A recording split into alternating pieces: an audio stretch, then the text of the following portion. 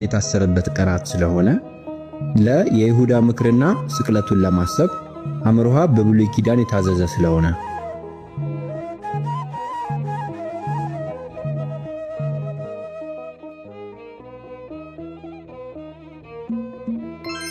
መልሱ ለይሁዳ ምክርና ስቅለቱን ለማሰብ። የረቡዕና ዓርብ ጾም ስያሜው ጾመ ድኅነት ሲሆን የሚጾመው ረቡዕ ይሁዳ ጌታን አሳልፎ ለመስጠት የተስማማበት ወይም የመከረበት ቀን ስለሆነና ዓርብ ደግሞ ጌታችን የተሰቀለበት ዕለት ስለሆነ ሲሆን ጾሙን እንድንጾም ያዘዙት ደግሞ ቅዱሳን ሐዋርያት በዲድስቅልያ ቀኖናቸው ነው። ጥያቄ ቁጥር 2 በቤተ ክርስቲያን ትርጓሜ ጾም ማለት ምን ማለት ነው? ሀ የነፍስን ፈቃድ ለሥጋ ማስገዛት፣ ለነፍስንና ሥጋን እኩል ማድከም፣ ሐመርሃ የሥጋን ፈቃድ ለነፍስ ማስገዛት።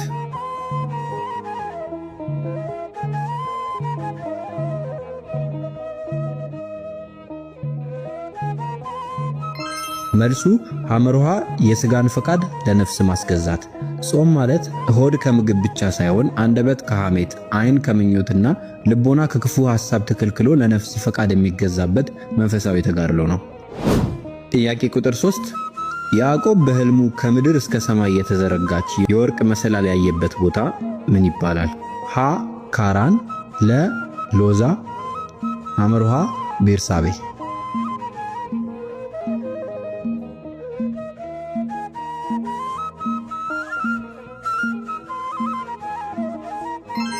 መልሱ ለሎዛ። ጥያቄ ቁጥር 4 በጉባኤ ኤፌሶን ለንስጥሮስና ለክህደት ትምህርቱ በሚገባ መልስ የሰጠው ቅዱስ አባት ማን ነው?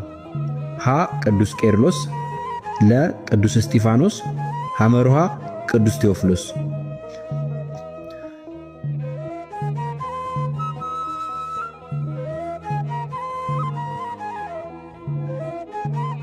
መልሱ ሀ ቅዱስ ቄርሎስ።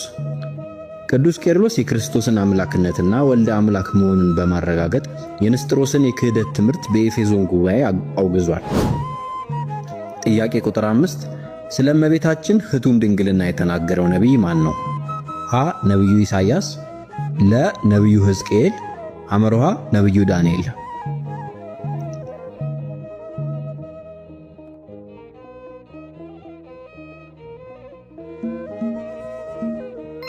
መልሱ ለነቢዩ ሕዝቅኤል።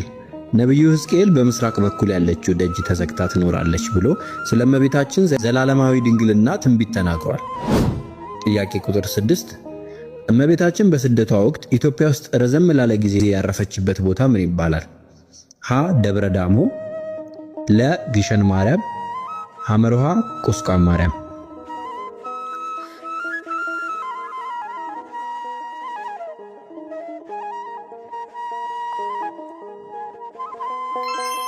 መልሱ ለግሸን ማርያም። እመቤታችን በስደቷ ወቅት በኢትዮጵያ ለብዙ ጊዜ ካረፈችባቸው ቅዱሳን ቦታዎች አንዱና ዋነኛው ግሸን ደብረ ከርቤ ወይም ግሸን ማርያም ነው። ጥያቄ ቁጥር 7 በሐዋርያት ጊዜ የነበሩ የመጀመሪያዎቹ መናፍቃን ምን ተብለው ይጠራሉ? ሀ መቅዶኒዮሳውያን፣ ለ ኒቆላውያን፣ ሐመርሃ ንስጥሮሳውያን።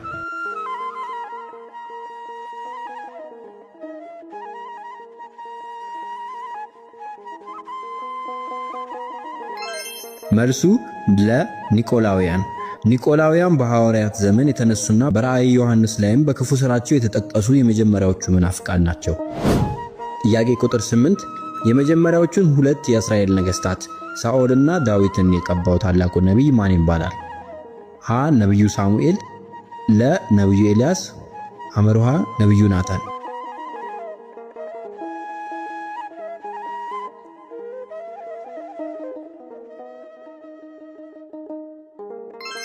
መልሱ ሀ ነቢዩ ሳሙኤል።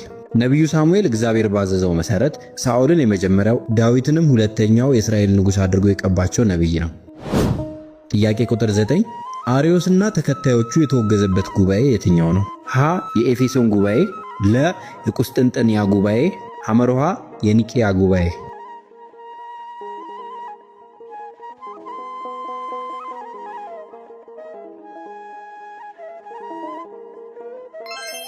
መልሱ ሐመርሃ የኒቅያ ጉባኤ።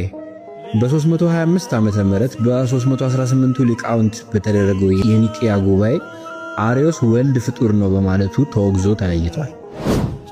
ጥያቄ ቁጥር 10 በብሉይ ኪዳን ዘመን የቤተ ክርስቲያን ምሳሌ ያልሆነው የትኛው ነው? ሀ የኖህ መርከብ፣ ለ ደብረ ሲና፣ ሐመሩሃ የሙሴ ደብተራ ድንኳን።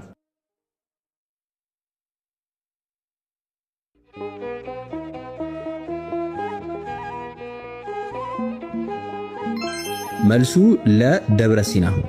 የኖህ መርከብ ደብተራ ድንኳንና ሌሎችም የቤተ ክርስቲያን ምሳሌዎች ሲሆኑ ደብረ ሲና ግን የሕግ መሰጠትን እንጂ የቤተ ክርስቲያንን ምሳሌነት አያመለክትም።